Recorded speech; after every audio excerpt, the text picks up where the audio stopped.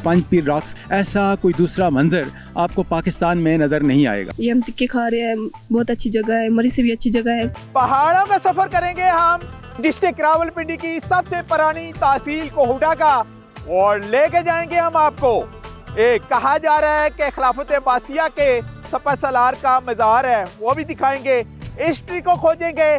और साथ साथ जब हम बात करते हैं एजुकेशन सेक्टर की, तो डॉक्टर अब्दुल कदीर खान मरूम के नाम पर यहाँ पर एक लाइब्रेरी भी कायम की गई है कोहटा में, वो भी आपको दिखाएंगे।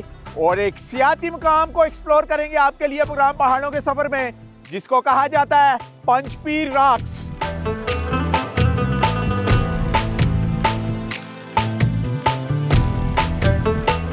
पाकिस्तान के वफाकी दारुल हुकूमत इस्लामाबाद से तकरीबन 53 किलोमीटर के फासले पर वाक़े रावलपिंडी की तहसील कहोटा चारों अतराफ से खूबसूरत पहाड़ियों, वादियों और घने कुदरती जंगलात में घिरी हुई है।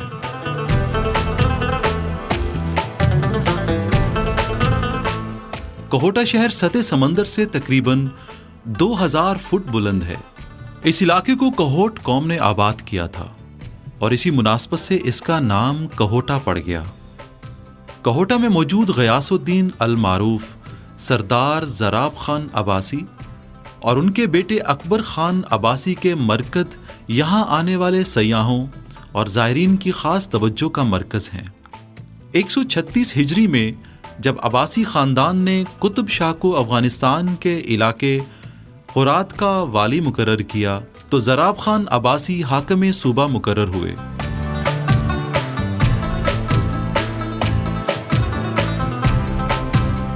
जी, डिस्ट्रिक्ट रावलपिंडी की सबसे पुरानी तहसील कोहटा के गांव दुराब कोट में इस वक्त मैं मौजूद हूं, और यहाँ पर खिलाफत अब्बासिया के एक सपा सिलार का भी गुजर हुआ है, बल्कि उनका मज़ार भी मौजूद है।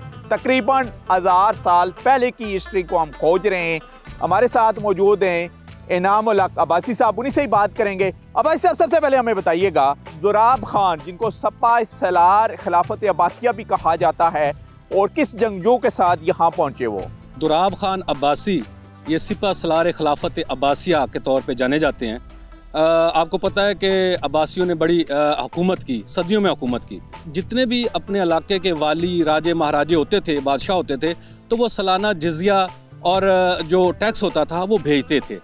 फिर जहाँ कहीं ऐसा कोई प्रॉब्लम बन जाता, कोई बागी हो जाता, कोई अपना जिजिया या सालाना लगान ना भेजता, तो वहाँ पे खिलाफत अब्बासिया की तरफ से बाकायदा कोई ना कोई रिप्रेजेंटर भेजा जाता। किस इलाके से उस वक्त आए थे ये? अब्बासी हुकूमत ने यहाँ पे सूबा हरात जो अफगानिस्तान का, वहाँ पे आजकल जैसे गवर्नर कहा जाता है, उस वक्त सूबेदार कहा जाता था। तो दुराब खान अब्बासी को सूबा हरात का गवर्नर बना के भेजा गया था। तो बाकायदा जब इस तरह के राजे ने जब अपनी वो लगान देना ना बादशाह ने, कश्मीर वाले ने समझा, तो दुराब खान अब्बासी को और उनके साथ महमूद गजनी का कुछ लश्कर लेके भेजा गया कश्मीर, और वो कश्मीर अपना वो लगान और जिजिया के बारे में आए। वहाँ पे इस तरह के जब बादशाह ने, उस वक़्त के वाली ने, जब एक नौजवान सिपहसालार को देखा, उनसे बातचीत की, तो उसके बाद उन्होंने ना सिर्फ बाकायदा आमादगी ज़ाहिर की दोबारा वो अपना लगान और जिजिया देने के, बल्कि इसके साथ साथ उन्हें अपनी बेटी का रिश्ता भी दिया। अच्छा, और फिर उन्होंने यहाँ पर आके क़याम पज़ीर हुए, क्योंकि मज़ार यहाँ पर है इनका? जी, मैं यहाँ इस तरह है कि ये एक राह गुज़र होती थी। अफ़गानिस्तान से जितने लोग पेशावर और आगे से इसी तरह आगे निकलते और अफ़गानिस्तान हिंदुस्तान की तरफ जाते थे, तो जब अब्बासी साहब सरदार साहब को यहाँ पे मिली, वो उन्हें बेटी का रिश्ता दे दिया गया, तो उन्हें फिर एक पूरी की पूरी एक जागीर दी गई। तो इधर से चलते रास्ते में जाते हुए आप पीछे देखें, पहाड़ कितने खूबसूरत हैं, वैली है बड़ी, उन्हें ये जगह पसंद आई। उन्होंने यहाँ पे रुकते गुजरते हुए अपने लोगों के साथ, अपने जो जितने होते थे लोग जंगजू, उनके साथ ये पड़ाव करते थे। आखिर आहिस्ता आहिस्ता यहाँ पे ही उन्होंने अपने मस्कन बना लिया, और यहाँ से ही जितने भी हमें अब्बासी ख़ानदान के अभी नज़र आ रहा है, कहाँ तक फैला हुआ है? क्या सिंध के अब्बासियों का भी इनसे कोई तल्लुक़ है? जी, मैं अर्ज़ करना चाहूँगा कि दुराब खान अब्बासी के यहाँ एक ही बेटे की विलादत हुई, और जब बेटा पैदा हुआ तो उन्होंने नाम उनका अकबर खान गाई रखा। और उन अकबर खान गाई की औलाद में से तारीख़ में 2 चीज़ें आती हैं। मुख्तलिफ तारीखदान लिखते हैं, कुछ लिखते हैं कि इनके 11-12 बेटे थे, कुछ लिखते हैं 7 बेटे थे। लेकिन जितने बेटे भी थे, इनके सबसे ज़्यादा औलाद जो है वो कश्मीर में, रावलाकोट में, कश्मीर का जितना रीजन है, उसके बाद आपका एबटाबाद का रीजन है, मनसेरा है, ठीक है, मरी है, हम कहोटा वाले हैं, इवन देन आपको अंदरूनी सिंध में भी इन्हीं की औलाद में से लोग मिलते हैं। आप हमारे साथ रहें जी। अभी हम आपको लेके जाएंगे तहसील कोहूटा। जैसे कि मैंने आपको कहा है, रावलपिंडी की सबसे पुरानी तहसील है, उसकी हिस्ट्री के ऊपर भी नजर डालेंगे।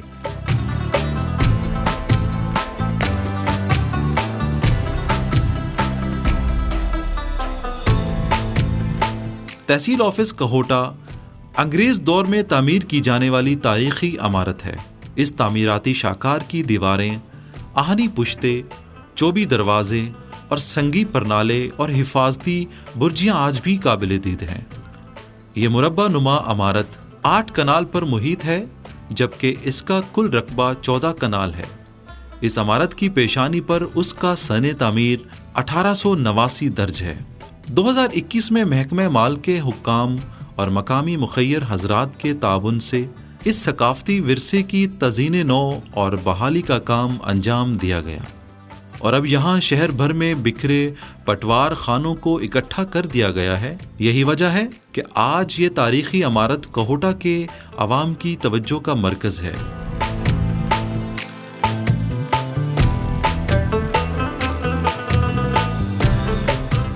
जी, इस वक्त हम कोहूटा में ही मौजूद हैं और जब कदीम इमारत की बात करते हैं तो ब्रिटिश राज में इस खूबसूरत इमारत की बुनियाद रखी गई है 1889 में, और कुछ तारीख इसके ऊपर खामोश भी है आगे चल के कि उस वक्त किस मकासद के लिए इसकी बुनियाद रखी गई थी। लेकिन ज़्यादातर कहा जा रहा है कि अंग्रेज़ का भी एक रेवेन्यू का सिस्टम था, उस वक्त भी इन पहाड़ी इलाकों से रेवेन्यू भी इकट्ठा किया जाता था। उसके बाद जैसे ऑलरेडी हम कह चुके हैं कि ये रावलपिंडी की सबसे पुरानी, यानी डिस्ट्रिक्ट रावलपिंडी की सबसे पुरानी तहसील है। तो यहाँ पर तमाम कोहूटा की जो मुख्तलिफ यूनियन कौंसिलों में पटवारीज के ऑफिस थे, गर्दावरों के, उनको 2021 में यहाँ पर इकट्ठा कर दिया गया है अवाम की रसाई के लिए, ताकि अवाम के डायरेक्ट राब्ते उनसे बहाल हों।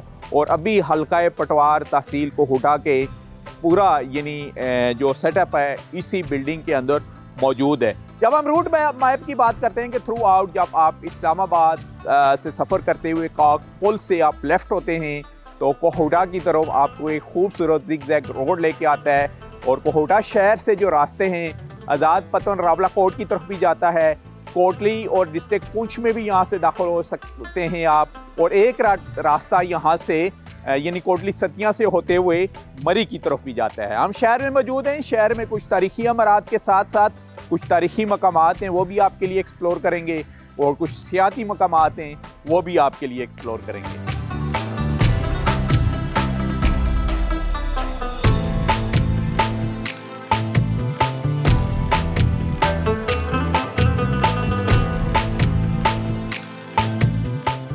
जी, इस वक्त तहसील कोहूटा के मेन रोड के ऊपर हूँ और ये थाना रोड और लाइब्रेरी रोड के नाम से भी मंसूब है। और यहाँ पर एक लाइब्रेरी डॉक्टर अब्दुल कदीर खान के नाम पर मौजूद है, इसी के बारे में ही बात करेंगे। हमारे साथ मौजूद हैं TMA ऑफिसर। सर, अपना तारुफ करिएगा। मेरा नाम हबीबुल्लाह शहजाद है, प्रिंसिपल इंजीनियर हूँ यहाँ पे। अच्छा, हमें बताइएगा सबसे पहले इस लाइब्रेरी के बारे में, ये कब कायम हुई, किसने ये कायम की और किसके नाम से मंसूब है? ये लाइब्रेरी 1986 में जनाब मरहूम फ़खान अब्बासी साहब ने इसका संग बुनियाद रखा था और ये 1986 में एक साल में ये तामीर हो गई थी। फिर बाद में 1989 में डॉक्टर अब्दुल कदीर खान को यहाँ दावत दी गई थी। उस वक्त चेयरमैन थे राजा इश्तियाक साहब। तो उस वक्त सुई गैस का हफ्ता हमने यहाँ पे करवाया था। डॉक्टर कदीर साहब ने इस शहर पे बड़ी मेहरबानी की थी और यहाँ पे लोगों की डिमांड थी और उन्होंने इस चीज़ को मद्देनज़र रखते हुए कोहूटा शहर के लिए सुई गैस की मंजूरी दी और यहाँ पे सुई गैस का हफ्ता हुआ। उस वक्त ये लाइब्रेरी फिर डॉक्टर अब्दुल कदीर साहब के नाम से मनसूब कर दी गई। तो फिर डॉक्टर कदीर साहब ने इस लाइब्रेरी में बहुत सी बुक्स हमें प्रोवाइड की, मालूमाती बुक्स थी, उसके वाले मजहबी और रिलीजियस बुक्स थी और कप बोर्ड वगैरह मुहैया की और इसकी रेनोवेशन भी थोड़ी सी करवाई। बाद में इसकी थोड़ी बहुत रेनोवेशन होती रही। तो ये कदीम इमारत की जब बात हो रही है तो अभी हम आपको एक गांव में लेके जाएंगे, सिलटा शरीफ में। वहाँ पर भी एक सकाफती विरसे को प्रिजर्व किया गया है, उसके बारे में भी आपको बताएंगे।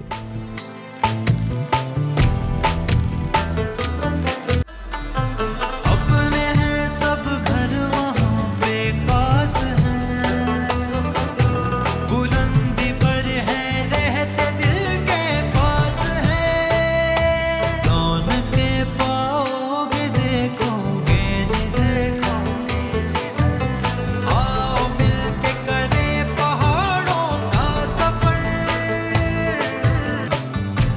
जी, तहसील कोहोटा से होते हुए एक और हम बुलंद मकाम के ऊपर पहुँचे हैं और ख़ूबसूरत फॉरेस्ट को क्रॉस किया और सिलटा शरीफ में दाखिल हुए हैं। और यहाँ पर तकरीबन 101 साल पुरानी और कदीम तरीन इमारत यहाँ मौजूद है, वली है।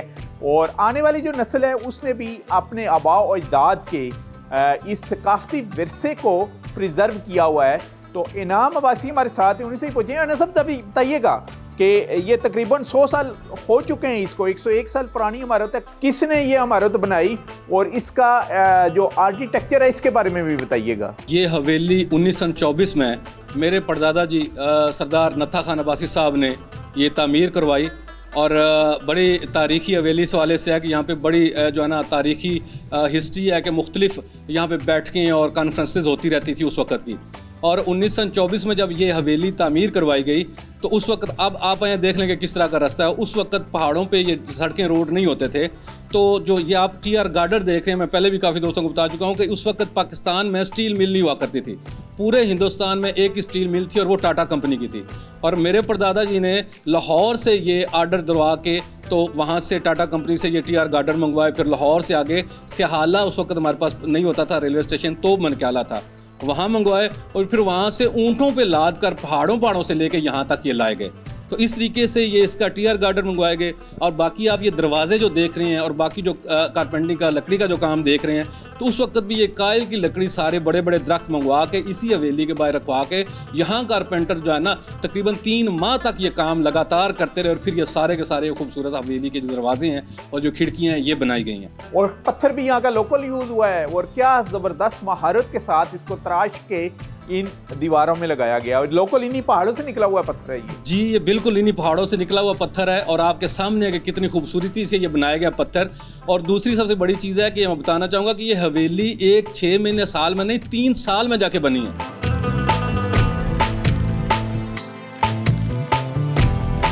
सिलटा शरीफ से होते हुए खूबसूरत फॉरेस्ट से गुजरते हुए इस वक्त हम एक सियाती मकाम के ऊपर पहुंच चुके हैं और इस गांव का नाम है सोड़। और ये मशहूर शायर का आबाई गांव है जिन्होंने एक मशहूर मिली नगमा भी लिखा है, ए दुनिया के मुनसफ़, यानी जावेद अहमद साहब का, मरहूम का ये आबाई गांव भी है। और हम मौजूद हैं यहाँ पर, हमारे साथ अब्बासी साहब हैं। नाम बताइएगा ज़रा, सबसे पहले तो इस इलाके के बारे में बताएं और दूसरा ये सियाती मकाम कब एक्सप्लोर हुआ है और टूरिस्ट आते हैं यहाँ पर। सोड़ गांव तारीखी हवाले से भी बड़ा मशहूर है और ये सियाती मकाम जो है अभी कुछ टाइम या तो पहले से ही, लेकिन कुछ टाइम से तकरीबन 5, 7, 10 साल से बाकायदा यहाँ पे सेहत के लिए लोग जब नड़ की तरफ और पंजपीर की तरफ जाते हैं तो रास्ते में इस खूबसूरत झील और इस वादी को देखते हुए जाते हैं। और बहुत से लोग यहाँ पे छुट्टी वाले दिन सैटरडे संडे को भी यहाँ पे अपनी फैमिलीज के साथ भी आते हैं। अच्छा, ये आबशारें अभी तक तो बिल्कुल, क्योंकि बारिशें इतनी ज़्यादा नहीं हो रही तो पानी बिल्कुल हमें साकित नज़र आ रहा है। कहाँ से ये आ रहा है, पीछे ये नाला कौन सा आ रहा है और कितना अच्छा मनाजर होता है यहाँ पर, ख़ास करके जब हम बात करते हैं मौसम बहार की। तो जी ऐसा ही है, ये पीछे से नाला मुख्तलिफ गाँव से और पहाड़ियों से उतरता है। वो पानी जब बारिश का आता है तो ये बाकायदा एक लिंक और ये नदी की सूरत में आके यहाँ झील बनती है। और जब बारिशें ज़्यादा होती हैं और उसके बाद ये होता है कि ये बाकायदा पानी नीचे आबशार की तरह नीचे जाता है। और उस वक्त जब टूरिस्ट यहाँ भी आपको नजर आते हैं नीचे भी, और आबशार के साथ जब पानी नीचे झरने की तरह बहता है नीचे, और ये इसके जो है ना खूबसूरती को 4 चांद लगा देता है। अभी हम आपको लेके जा रहे हैं पंजपीर रॉक्स के ऊपर, वो भी एक तारीखी पॉइंट है। वहाँ जाके आपको उस खूबसूरत वादी का नज़ारा भी करते हैं और ज़रा हिस्ट्री को भी खोजते हैं। वफाकी दारुल हुकूमत इस्लामाबाद से तकरीबन 70 किलोमीटर रावलपिंडी की तहसील कहोटा में मौजूद पंजपीर रॉक्स 4800 फुट बुलंद है, जो अपने अंदर एक ख़ास कशिश और सहर समोए हुए हैं, जहां पाइन और चीड़ के दरख्त सयाहों के इस्तकबाल के लिए कतार अंदर कतार खड़े दिखाई देते हैं।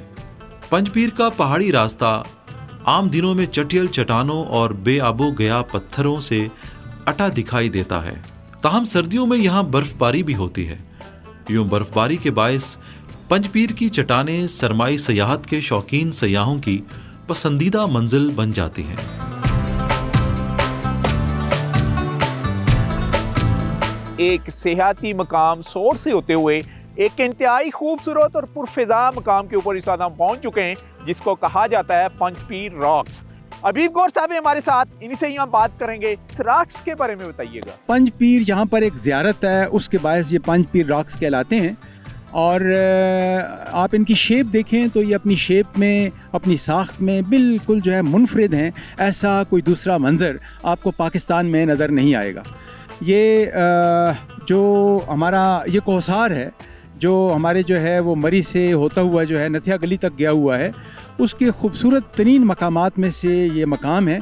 और अगर ये कहा जाए कि इस पहाड़ी सिलसिले का सिर आगाज़ पाकिस्तान में जो है, ये सामने हमारा कश्मीर का एरिया है, तो ये जो सिलसिला मरी की तरफ और नथिया गली की तरफ रवान दवा है, उसका सिर आगाज़ जो है ये कहूटा ही है। ये दानगली से ये सिलसिला शुरू होता है और आगे बढ़ता चला जाता है। एशिया में क्या बताती है जी कहूटा के बारे में और ख़ास करके इस रॉक्स के बारे में? ये रॉक्स जो है वो कई हवाले से जो है वो तारीख़ी अहमियत की हामिल हैं, लेकिन थोड़ा सा मुझे इसके पस मंज़र में जाना पड़ेगा। ये जो हमारा दोआबा है, जिसे हम सिंध सागर दोआब और पोठोहार कहते हैं, तो कहना चाहिए कि उसका जो है ये एरिया जो है वो खामोशियों की नज़र रहा। सदियां जो है इस पे किसी ने जो है वो तवज्जो नहीं दी। उसकी बुनियादी वजह ये है कि जो तहजीबी धारे हैं वो जो है वो टेक्सला और पिंडी और रवात से होते हुए जो है वो हिंदुस्तान की तरफ रवां दवां थे। फर्स्ट ऑफ ऑल इस इलाके पे जब नज़र पड़ी तो जब मंगोल हमला आवर आए तो वहाँ पे जो है वो सलातीन दिल्ली ने जो है इस तरफ ध्यान दिया और 1246 में ये हमारा जो है ये पोठोहार फतह हुआ और यहाँ पर जो है उन्होंने यहाँ पर किले तामीर किए, जिनमें जो है वो सबसे मशहूर जो है वो फरवाला है, दानगली है। ये पूरा जो है उन्होंने एरिया कवर किया। उसके बाद जो है मुग़ल आ गए और ये एरिया जो है गखड़ों के पास आ गया। और गखड़ों का जब दौर था तो जब कभी जो है वो किला फरवाला पे हमला होता तो वो गखड़ यहाँ आ जाते और उन किताबों में जो है इसको बालाकोट, कोए बाला, मोरीन और कश्मीर के पहाड़ों के नाम से इसको याद किया गया है। और बाद में ये हुआ कि जो नियाज़ी थे वो भी जो है सूरियों के मुखालिफ हो गए, उन्होंने भी जो है वहाँ पे पनाह ले ली और सूरी जब भी हमलावर होते तो वो यहाँ पर आ जाते। गोया कि ये वो मकाम है कि यहाँ पर जो है आना बहुत मुश्किल है, ये बहुत ही महफूज है। और यहाँ की जो सबसे जो खूबसूरत बात है वो ये है कि आज आप तशरीफ़ लाए हैं और यहाँ पे जो है फोग है। अदरवाइज़ अगर आप आते तो आपको मंगला से लेकर जो है मारगला तक का बिल्कुल नज़ारा क्लियर मिलता। थ्रू आउट में खैबर पख्तूनख्वा से भी प्रोग्राम करके आ रहा हूँ। इतनी खूबसूरत ऐसी रॉक्स मुझे कहीं खैबर पख्तूनख्वा में नज़र नहीं आई। बेसिकली ये जो पोठोहार प्लेटो है तो प्लेटो में जो है इस किस्म के मकामात आपको अक्सर देखने में मिलते हैं जहाँ जो है अनइवन जो है जगह होती हैं।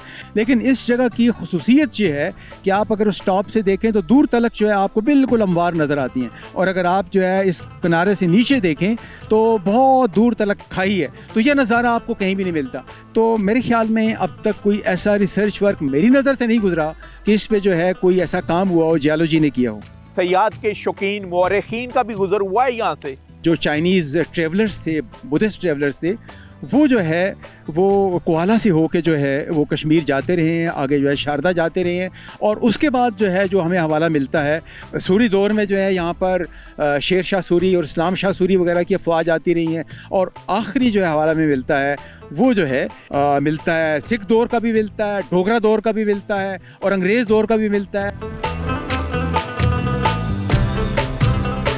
एक फैमिली भी पहुंची हुई है जी इस पुरफिजा सियाती मकाम पंज पीर रॉक्स के ऊपर। इनसे बात करेंगे। नाम बताइएगा अपना? उस्मान रमज़ान मेरा नाम है। कहाँ से आए आप? मैं रावलपिंडी से आया हूँ। अच्छा, रावलपिंडी। कितना टाइम लगा आपको यहाँ तक पहुँचने का, इस टॉप तक?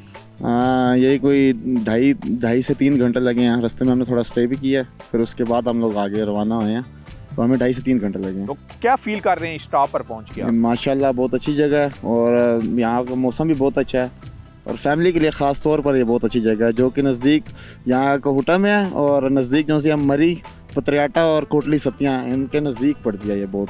और यहाँ पर रास्ते में छोटे छोटे गाँव हैं, बहुत अच्छे लोग हैं यहाँ के। इस जगह को आप कैसे देखते हैं मरी के मुकाबले में, पतरियाटा के मुकाबले में या नथिया गली के मुकाबले में? वहाँ डेवलपमेंट तो है लेकिन जब सीनिक ब्यूटी की बात करते हैं हम तो। जी हाँ, सीनरी के लिहाज से तो ये बहुत अच्छी जगह है ख़ास तौर पर। और यह है कि पुरसकून माहौल है यहाँ पर और फैमिली के साथ आप खास तौर पर यहाँ पर आ सकते हैं। यहाँ के आसपास के लोग भी बहुत अच्छे हैं, कोऑपरेटिव हैं। तो आप बताइएगा ज़रा, ये गोश्त कहाँ से लेके आई हैं? आई थिंक चिकन टिक्का तैयार कर रही हैं। जी, चिकन टिक्का कर रहे हैं तैयार और ये मेरी फैमिली है सब। हम यहाँ पे बहुत इंजॉय कर रहे हैं, बहुत मज़ा आ रहा है हमें। बहुत अच्छी जगह है, मरी से भी अच्छी जगह है, काफ़ी मतलब अलग जगह है। अच्छा, तो फैमिलीज को क्या मैसेज देंगी आप? मैंने तो इन्हें यही कहूँगी जहाँ भी जाना है, लेकिन हर बार यहीं पे आए क्योंकि ये बहुत अच्छी जगह है। यहाँ पे काफ़ी मज़ा आ रहा है, अच्छा लग रहा है हम सबको। ये हम टिक्के खा रहे हैं, अभी बनाएंगे खाएंगे, हमें काफ़ी टाइम लगा यहाँ पे आने के लिए।